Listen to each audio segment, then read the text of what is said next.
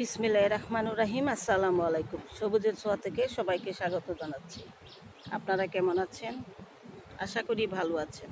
আমিও আল্লাহর রহমতে ভালো আছি। এই যে আপনাদেরকে দেখাচ্ছি, দেখুন লাল লাল রং, এটা হলো আয়রনের পানি। আমি এই যে এখানে কিছু লোহা ভিজিয়ে রেখেছি। এই যে লোহা ভিজিয়ে রাখি, সেই লোহা ভিজানো পানিটা এই যে আমি এগুলিকে জমিয়ে রাখি। কি কারণে জমিয়ে রাখি সেটাই আপনাদের সাথে আমি শেয়ার করব। আর এই যে দেখুন চা পাতির তরল, এটা আমার এক শিশি, এটাতে পানি মিক্স করা আছে। এই আয়রনের পানিতেও পানি মিক্স করা আছে। তো এগুলো কিসে কিসে উপকার করে এবং কিসের জন্য প্রয়োজন সেটাই আমি আজকে আপনাদের সাথে শেয়ার করব। এই যে আয়রনের পানিটা দেখতেছেন, এই আয়রনের পানিটা কিন্তু গাছের আয়রনের ঘাটতি পূরণ করে। আয়রনের অভাবে কিন্তু গাছের পাতা পুড়ে যায়, গাছের গ্রোথ হয় না এবং গাছের ফুল ফল আসে না। বিশেষ করে পাতাগুলো পুড়ে যায়। তো এইগুলো দূর করে কিন্তু এই আয়রনের ঘাটতি, এই আয়রনের তরল দিলে। আর এটা হলো চা পাতির তরল। এই চা পাতির তরলে আপনারা জানেন নাইট্রোজেন আছে, তারপর পটাশ। আর বিশেষ করে গোলাপ গাছগুলোতে নাইট্রোজেনের ঘাটতি এবং পটাশের ঘাটতি খুব বেশি হয়, যার কারণে পরিপূর্ণভাবে এরা সম্পূর্ণ ফুল দিতে পারে না। ফুল খুব কম দেয় এবং প্রায় আমার পুরা গোলাপ গাছগুলোতে ইদানিং খুব বেশি একটা ইমপ্রুভ দেখা যাচ্ছে না। আর ফুল পর্যাপ্ত দেয় না, কোনো গাছগুলোতে ফুল একেবারেই নাই। আর এই যে গাছটা, এটা আমাকে একজন গিফট করেছিল, যদিও কিনে এনেছিল। তো প্রথম অনেক ফুল এসেছে। তো কিছুদিন যাবৎ দেখতেছি এর পাতাগুলো পুড়ে যাচ্ছে এবং যে কলিগুলো আসতেছে সেই কলিগুলো পুড়ে যাচ্ছে। তো এটাতে নিশ্চয়ই আয়রনের ঘাটতি আছে এবং নাইট্রোজেনের ঘাটতি আছে এবং টেনিক অ্যাসিডের ঘাটতি আছে, ইত্যাদির ঘাটতি আছে। তো এই ঘাটতিগুলো পূরণ করতে গেলে চা পাতির তরলের কোনো বিকল্প নেই। আর সবচেয়ে বেশি উপকার হয় গোলাপ গাছে এই চা পাতির তরল। চা পাতির তরল গোলাপ গাছে দিলে গোলাপ গাছের গ্রোথ বাড়ে এবং প্রচুর ফুল দেয়। তো সেই জন্য আমি আমার এই গোলাপ গাছগুলোর জন্য আমি কিছু তরল তৈরি করেছি, চা পাতির তরল আর আয়রনের পানি। তো এইগুলো দিলে গাছের গ্রোথ ভালো হয়, গাছের ফুল ঝরে যায় না এবং কলিগুলো পুড়ে যায় না। তো আজকে আমি এইগুলো দিব, আপনাদের সাথে শেয়ার করছি। আশা করি আপনারাও ঘরে বসে এই জিনিসগুলো তৈরি করতে পারেন। আর লোহা ভিজানো পানি, এটা আমি সবসময় কিছু লোহা ভিজিয়ে রাখি, সবসময় ভিজিয়ে রেখে এটাতে পানি দিয়ে রাখি। এই যে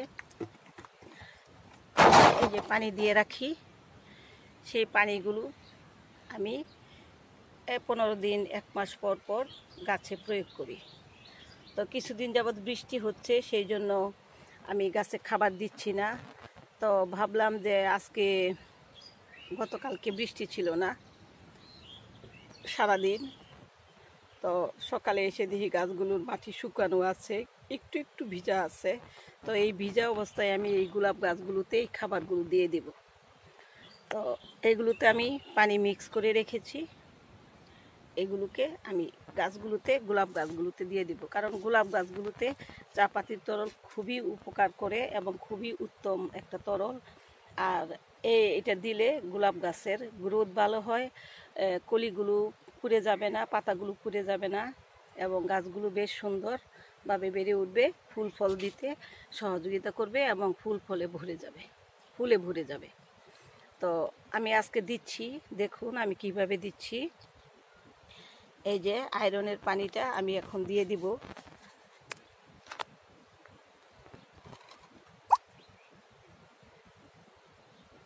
আয়রনের পানি আর চা পাতির পানিটা মিশিয়ে আমি গাছে দিয়ে দিব। দুইটা একসাথে মিক্স তরল করে আমি গাছগুলোতে দিয়ে দিব।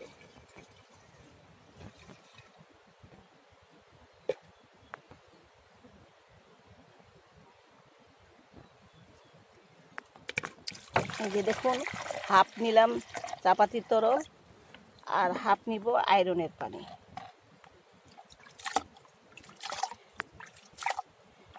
হাত দিয়ে দিচ্ছি। এখন আপাতত কিছু আনি নাই।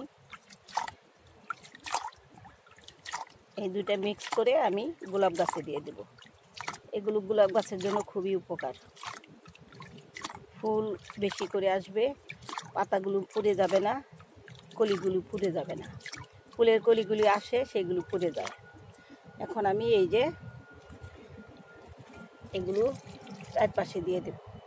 খুব বেশি দিতে হয় না, অল্প দিলেই চলে। এই যে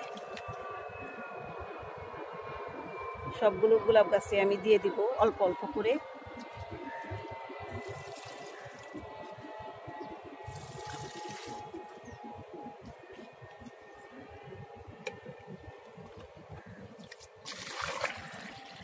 এই যে হাফ নিলাম আয়রনের পানি আর হাফ নিব চা পাতির তরল।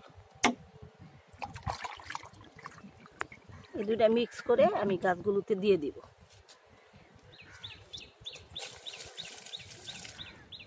ঘাটতি গোলাপ গাছে খুব বেশি হয়, পটাশের ঘাটতি। তো সেই জন্য এইগুলো দূর করবে এই চা পাতির তরল।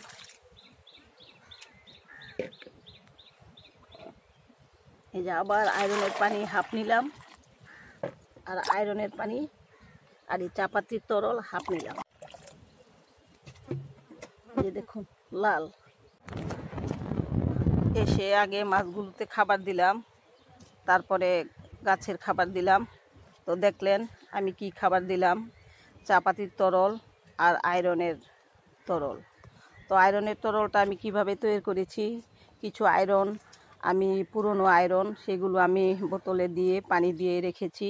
সেগুলোর থেকে যে একটা লাল কালার বের হয়, সেটা কিন্তু আয়রন। সেই আয়রনের ঘাটতিটা কিন্তু পূরণ হয়। বিভিন্ন গাছে যে ধরনের গাছগুলোতে আয়রনের ঘাটতি থাকে, আয়রনের ঘাটতি হলে এই যে পাতা পুড়ে যায়, গাছের গ্রোথ হয় না, ফুল ফল পর্যাপ্ত দেয় না। আর চা পাতির তরল, সেই চা পাতির তরলও কিন্তু আমি জমিয়ে রাখি, রেখে পানি মিক্স করে পাতলা করে আমি গাছগুলোতে প্রয়োগ করি। আর এই চা পাতির তরলগুলো বেশিরভাগ গোলাপ গাছের জন্য খুবই দরকার। গোলাপ গাছের গ্রোথ এবং গোলাপ গাছের প্রচুর ফুল পেতে গেলে এই চা পাতির তরলের কোনো বিকল্প নেই। তাই আমি চা পাতির তরলগুলো আজকে দিয়ে দিলাম আয়রনের পানির সাথে মিক্স করে। তো দেখলেন আমি কি খাবার আজকে দিলাম। এটা প্রতি মাসে একবার দিবেন। আর যেহেতু এখন গোলাপ গাছে কিন্তু এটা শীতকালীন ফুল, সুতরাং এখন কিন্তু বর্ষাকালেও অনেক ফুল ফুটে, আমার গাছগুলোতে বেশ ফুল ফুটে।